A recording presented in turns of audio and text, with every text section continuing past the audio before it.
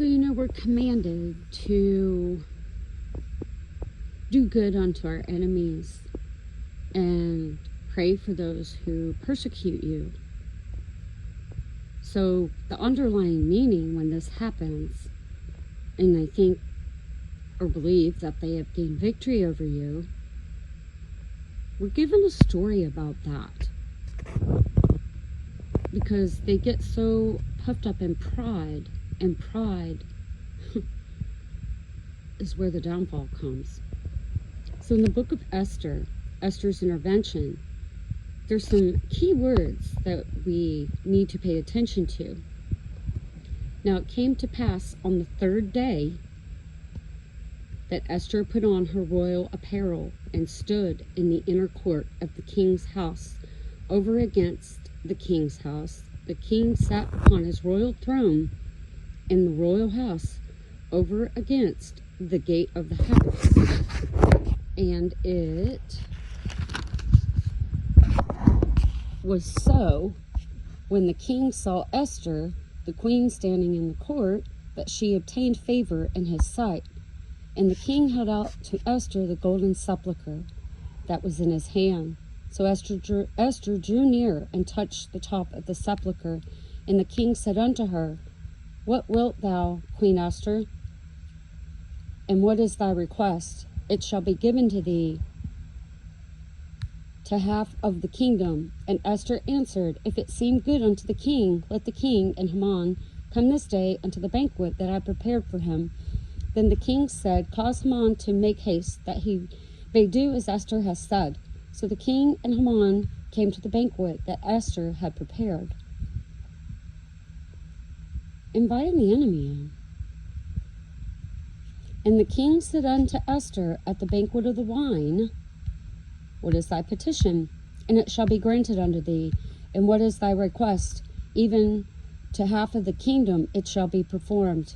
Then answered Esther and said, My petition and my request is, if I have found favor in thy sight of the king, and if it please the king to grant my petition and to perform my request, let the king and Haman come to the banquet that I should prepare for them, and I will do tomorrow as the king has said. So she does this multiple times in preparing a banquet. Well, after this one, Haman has gallows made, what we've been hearing. Then went Haman forth that day, joyful and glad of heart. But when Haman saw Mordecai sitting at the king's gate, that he stood not up, nor moved him, for he was full of indignation against Mordecai. Nevertheless, Haman refrained himself. When he came home and sent and called for his servants and Zeresh his wife, Haman told them of the glory of the riches and the multitude of his children, and all the things wherein the king hath promoted him, and had advanced him above the princes and servants of the king. You see the greed? Haman said, Moreover, yea, Esther the queen did let no man come in with the king unto the banquet that she had prepared but myself. And tomorrow I am invited unto her also with the king. Yet all this availeth me nothing, as long as I see Mordecai the Jew sitting at the king's gate.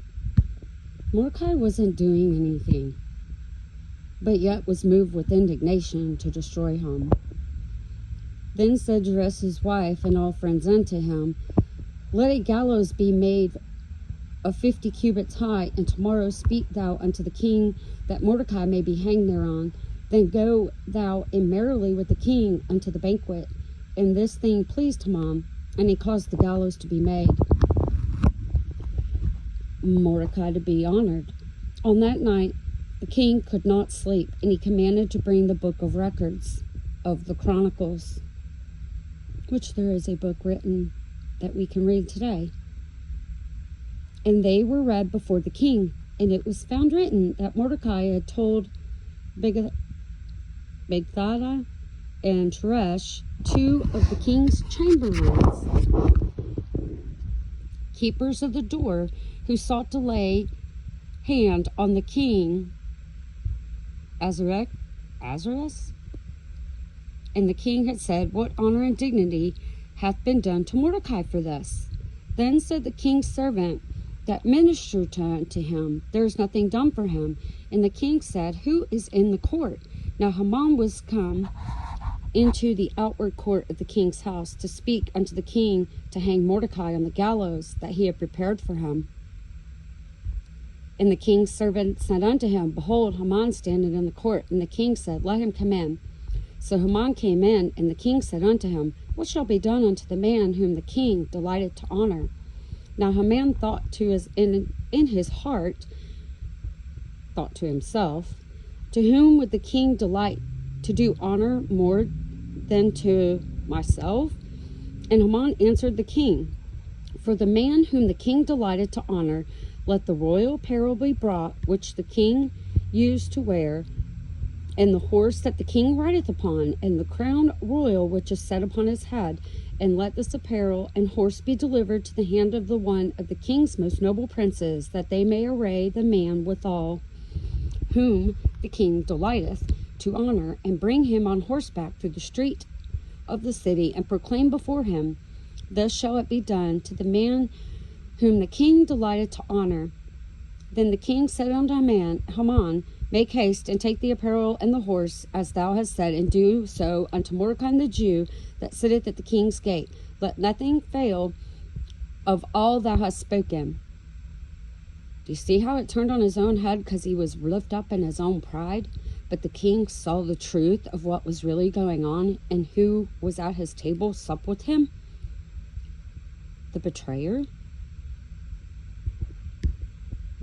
He dipped salt, just as what happened with Jesus. Then took Haman the apparel of the horse, and arrayed Mordecai, brought him on horseback through the street of the city, and proclaimed before him, Thus shall it be done unto the man whom the king delighted to honor. And Mordecai came again to the king's gate. But Haman hasted to the house mourning, and having his head covered. And Haman told Zeresh his wife and all of his friends everything that had befallen him.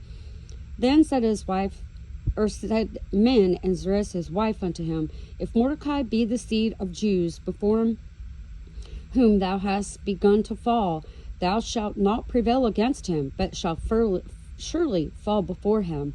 And while they were yet talking with him, the king's chamberlains hasted to bring Haman unto the banquet that Esther had prepared. And then we speak of the downfall of Haman. Victory.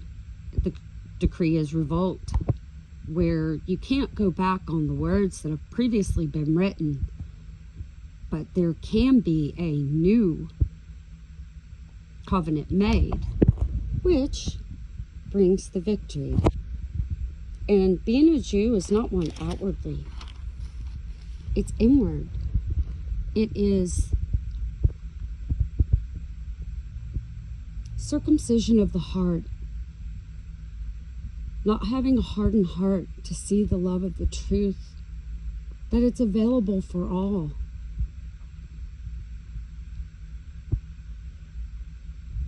And that's how we know the times and seasons. And it talks about the Feast of Purim.